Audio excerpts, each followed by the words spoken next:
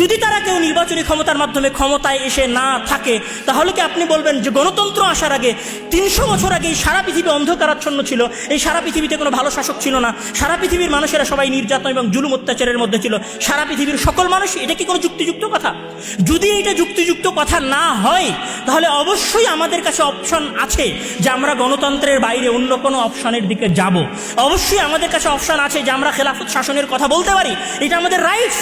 গণতন্ত্র তোমরা নিয়ে এসেছিলা ইউরোপিয়ান অন্ধকারাচ্ছন্ন যুগের কারণে। আমরা তো তোমরা যখন অন্ধকারের মধ্যে ছিলা 500 খ্রিস্টাব্দ থেকে নিয়ে 1500 খ্রিস্টাব্দ পর্যন্ত, ওই সময় তো আমরা মুসলমানেরা অন্ধকারের মধ্যে ছিলাম না। সুতরাং গণতন্ত্র তোমাদের প্রয়োজন, আমাদের প্রয়োজন নয়। গণতন্ত্র তোমাদের দরকার, ডেমোক্রেসি তোমাদের দরকার, আমাদের প্রয়োজন নয়। ডেমোক্রেসি তোমাদের প্রয়োজন হওয়ার পরে তোমরা বাস্তবায়ন করেছো, এখনও ডেমোক্রেসি তোমাদের এক্সপেরিমেন্টাল যুগ পার করছে। আমেরিকা এবং ব্রিটেনের মতো উন্নত দেশে যদি ডেমোক্রেসিতে সমস্যা থেকে থাকে, তাহলে আমাদের দেশের মতো অল্প আয়ের স্বল্প আয়ের মানুষদের জন্য আসলে ডেমোক্রেসি কতটুকু যায়? গণতন্ত্রকে প্রশ্ন করা শেখেন চোখ বন্ধ করে। একমাত্র সমাধান, কোনোদিনই পৃথিবীর ইতিহাসে ডেমোক্রেসি ছিল না, আজও নয়, ভবিষ্যতেও হবে না। نرفع الرايات سوف يعلمون